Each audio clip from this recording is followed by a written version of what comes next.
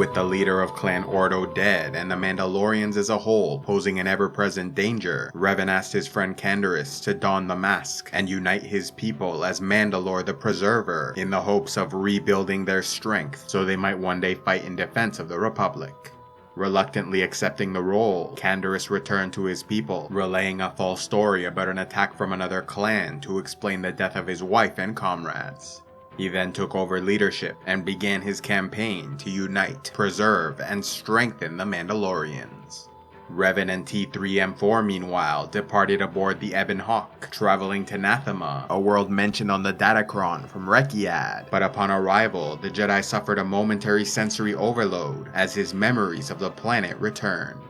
Unfortunately, Revan's investigation soon came to an end when he was found by Darth Nihilus and Lord Scourge of the old Sith Empire. Ruling over the true successor state to the old Sith Empire of Marka Ragnos and Naga Sadow, the immortal Emperor Vitiate was a figure of godlike importance to the dark side acolytes of their worlds, yet not all shared a reverence for the man, with those of high rank who spent the most time in his company often coming to fear his madness and the larger threat he posed.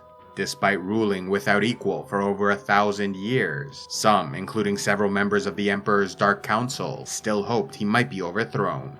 Counted among the conspirators, the powerful Darth Nihilus, a specialist in Sith sorcery, hoped to recruit Scourge, the talented Sith Lord and respected interrogator, to her cause, and so brought him to Nathema so he might feel the horror of a world without the Force, explaining that the Emperor was a monster seeking to consume the life force of the entire galaxy.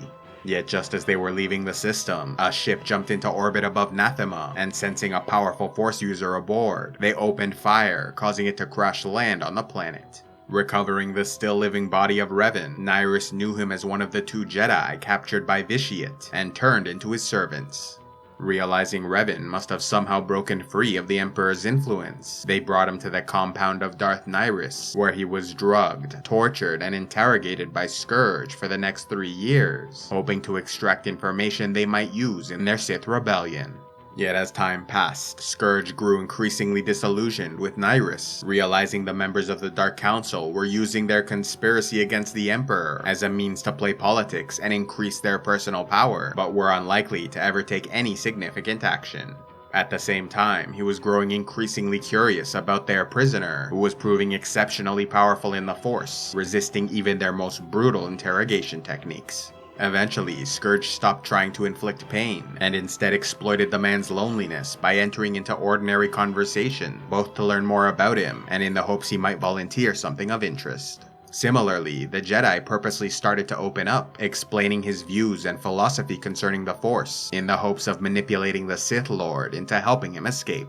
Fascinated by Revan's ability to channel both the light and dark sides, Scourge started revealing information as well concerning the Empire and conspiracy to bring down the Emperor. After years with only Scourge for company, Revan at last made his play, attempting to suggest an alliance between them, only for the Sith to laugh at the idea. Refusing to retreat, Revan pushed forward, confidently lying about a vision he saw of his freedom fast approaching, while also bluffing that the Sith Lord would soon know the truth of his words. After Scourge left the room, Revan, who was gradually building up a tolerance to Force-suppressing drugs, started concentrating his mind on contacting Bastila, when suddenly struck by a real Force vision, in which he saw the face of his old protege, Mitra Surik, and knew she was coming to his rescue.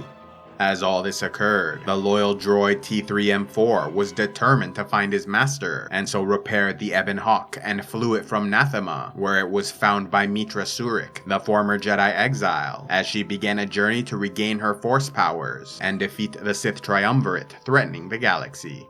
Emerging from a period of infighting, the last remnants of Malak's Sith Empire united under Darths Traya, Sion, and Nihilus, but were ultimately defeated by Mitra, T3, and other allies, some of whom previously served under Revan. After contacting Bastila Shan and showing her T3's recording of a red-skinned Sith taking Revan from Nathema, Mitra and the droid left on a rescue mission, following his trail all the way to Drummond Koss, where her inquiries led to a meeting with Lord Scourge. Watching as Mitra killed the soldiers sent against her, Scourge realized she was a Jedi and believed she must be the person Revan saw in his vision. By the time the battle was over, Scourge understood Revan and the Exile were his best hopes for defeating the Emperor, and so offered an alliance, providing critical information and assistance for the rescue mission.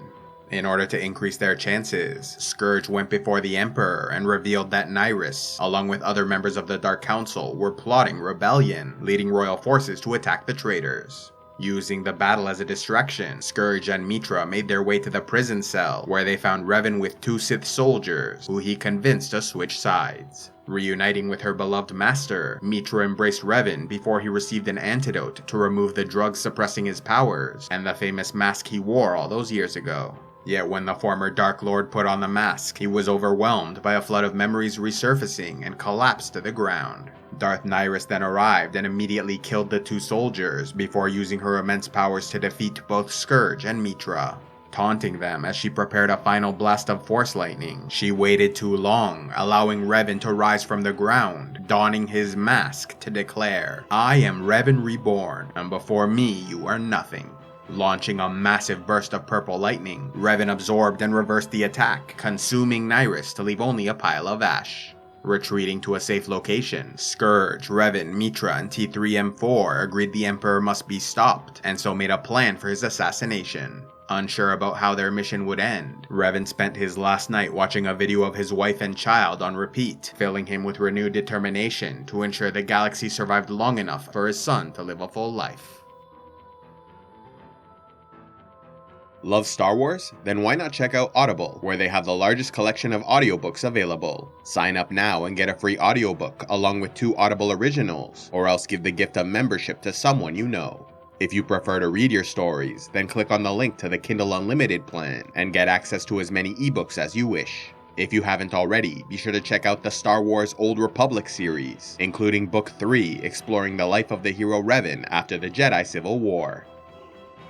A special thanks to all those who contribute to Civilization X, like Sith Ben 24, Erengruer Spicy Sky Frugran, Barachado, and Honir the Dead Raven. If you'd like to help the channel, please go to patreon.com/civilizationx, where you can get early access to videos, vote on future content, and access the Patreon-only series Heroes of Lore and Legend.